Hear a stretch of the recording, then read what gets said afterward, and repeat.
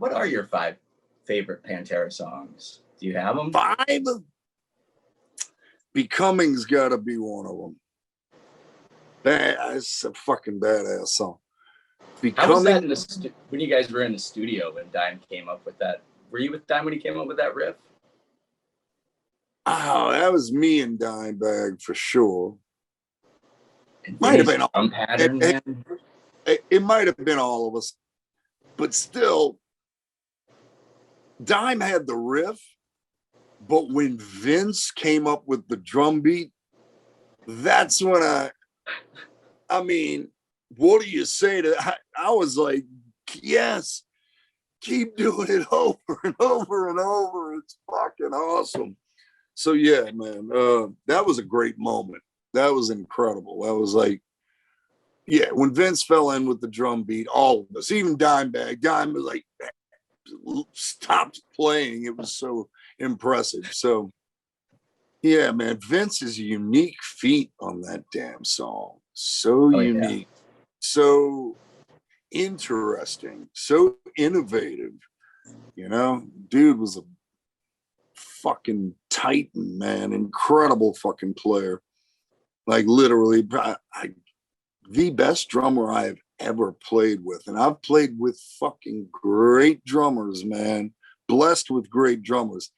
But Vince is, no one's better than Vince. No way. You know, Vince had his strong points and strong suits, but man, talk about adaptability too. Those dudes, man, you know, going back to when I first joined the band, 87, they could break into a country and Western fucking style and it would sound perfect. It would sound like the real deal. It'd be like, damn, what is that? And they knew some stuff. They could break down into like Latin style, different, oh God, like Santana style shit, man. Fucking, and it would sound perfect and believable and acceptable. And hey, give me more, you know. They were great, man. I mean, that's just, I mean, I can't explain how innovative they were and perfect and just adaptable. Shit, man, we would play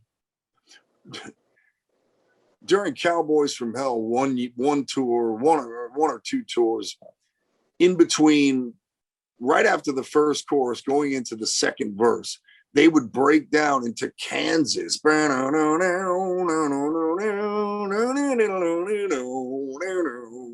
on my wayward son. Huh? Yes. Carry on. Yes. They would break down into, man, they were great. They were great. Very, very schooled musicians. Yeah. In 1987 when I joined the band. And I think they were schooled, oh God, very well. Man, go back and listen to their first record back when most motherfuckers are standing in a garage screaming through a fucking stereo system or a guitar amp the size of my head. Yeah, man, they were advanced. They were super advanced. And, you know, people could say, well, they were pushed and brought into the studio and, you know, they were pushed. Well, yes, they were pushed. But the results, they took to it. They loved playing music and it was their passion, you know? It was their passion. So they took that ball and ran with it. When given the opportunity to grow up in the studio environment, they fucking thrive, man. So they were great, always great. Lay another one on me, Jim. What are we talking about? Becoming? We got 4 more songs. Well, your favorite. Another one in that same vein that came out of nowhere. And Dimebag's riff was badass. But when Vince dropped into Primal Concrete Sledge. That was a moment. We were recording. At that point in time, that song's like a pretty pivotal song as far as figuring out your guys' unique sound and direction. Agreed. And it's telling too, because we'd been playing the Cowboys from Hell material live for like a year and a half before we did the record in the Dallas-Fort Worth area. So people knew those songs in that area. And those were actually getting to be overdone for us. Our attitude was much, much more what was coming on Vulgar Display of Power. I've said this before, and it is pivotal that the last song that we wrote for Cowboys from Hell was Primal, Concrete Sledge. And it came out of nowhere. And it was a great omen. It was a great omen for things to come. What was the part you were talking about that when Vince comes in on the drums and Primal? The first riff. Yeah. The very first riff.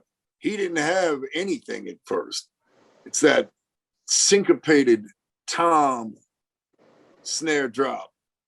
Tom snare drop. Right at the beginning of the song. See, Dimebag was just going dun dun dun dun dun dun dun dun dun. That's all he was doing. And I knew it was cool. I was like, hey, it's cool. It's got a chunk to it. And then Vince dropped in, and it was more than cool. It was more than just a little chunk. It was a beast, man. It was a beast. And I swear, I think that every bit of that song was written right on the spot. All I was doing was charting out what I thought would be enough time for verses and choruses. And I said, then get out of there. But they did get stuck and hung up on the little mid section, little breakdown section, because that's a riff. That little midsection riff, that was like one of these guitar parts that Dimebag would have. And he would play them for me over and over and over. He'd 4-track them 10 different ways, the same riff. And I'd always be like, oh, no, nah, no. And then finally, it fits beautifully. And he's like, I told you so. That happened before. That happened with, one riff out of which could be the next song I'm into. Give me a second, Jim. Here it's coming. It's coming. Okay. You tell me. It's system destroyed, exposed, unemployed, the fruit of intention. Cry for the dead, but turning the head to ignore reality's claw. Knife to your wrist, syringe in your arm is your ounce of prevention. What is that fucking song? Not Demons Be Driven. Slaughtered. Okay. Yeah. There's a riff in that thing that I was like, man, we'll never use this part, Dimebag. It's terrible. But of course, it fits beautifully in Slaughtered. And that's a badass fucking song. That is a heaving, moving thing, man. When Far Beyond Driven was coming out, remember they used to do CD singles back in the day? Yeah. The I'm Broken single came out like a month or two before the record, so I went out and picked it up, and the B-side was Slaughtered. Ooh. I remember listening to that being like, fuck, is the record going to be this heavy? And then I skipped school the day it came out and went and got the record, listened to it all day. My man. I love hearing it. It's great stories. All right, James, let me think here. I got 2 left. Yep. It's tough to leave out the big guys. I mean, New Level is great song. But I'll leave them off. I'm going to go a little wacky on you here. Let's see. I'll tell you what I think is a damn good song. And I'll Cast a Shadow. Oh, yeah. Good tune. Yeah, that's a great song. good heavy metal song. Heavy riffs, man. There's a lot more of the kind of classic, little bit more of the classic metal vibe and Reinventing the Steel that we wanted that, man. That's exactly what we wanted. Exactly what we wanted. Especially in the musical climate going on right now. Like people didn't think metal was cool back then, you know. Yeah, New metal it was in. It was. It wasn't. So was grunge. So was this, that, the other. We had our own clientele. We had our own audience. You know, people forget though, during the whole Seattle explosion with Soundgarden, Alice in Chains, et cetera, we were selling out arenas. Hey, psst, psst, we were selling out arenas. Not many people remember that. I do, but I don't. I was at those shows. We got one last of the favorite songs. Oh shit. Trying to think of what record I haven't represented yet. I got Cowboys. Did I get Vulgar? Really? We did. There's two from Far Beyond. I kicked off, let me think here. What's on that damn record? There's a lot. I mean, it's a lot of hits, man. It's a lot of big hits. The song, when I was young, I really loved No Good, Attack the Radical.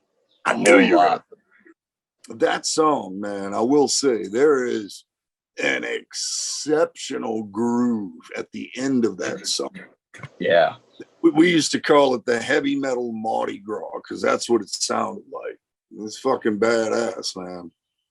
I knew you were going to say that too. I love that song. Boy, think of the message of that song. Yeah. Man.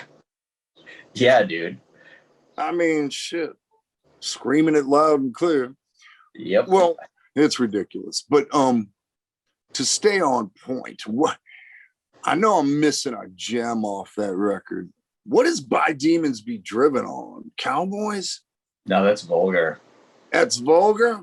Yeah. That's an interesting song to me because that opening riff, when I first heard that, I hadn't heard much like that before. Yeah, man. So we had the Sledgehammer riff, but then they broke into this really almost like an upbeat but Black Sabbath-y type part for the verse. Yep. And I loved it, man. I did. I thought it was creative and cool. And I'll definitely go with that song last.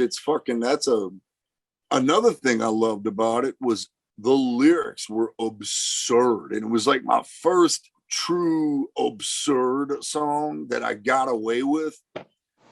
Yeah, man. It was like, I was like still, a Merciful Fate lyrics. Guy. Say what?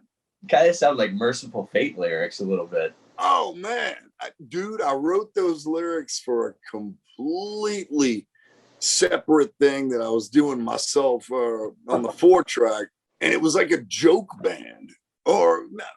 It was totally a joke band, but they did have that. It was the mention of there was some key words there. Just gave it a dark edge. So I don't know. It was kind of cool. I got away with one right there.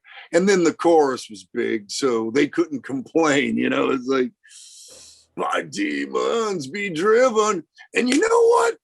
They did give me shit about that just this much. Dimebag of all dudes. He's like, well, man, you sure we should keep this title? You know, when I hear this song, you know, I think about demons flapping around my head and stuff. I was like, we're keeping the goddamn title. Oh, but he kind of laughed it off. He knew. He was like, oh, man, what am I? I'm overthinking this one. The lyrics are great for that song. I never thought about that when I was younger. I don't know. I see what you're saying, though. I don't think I've ever mentioned it in an interview before. I've never heard that. Those were totally my first getaway of absurdities. Oh,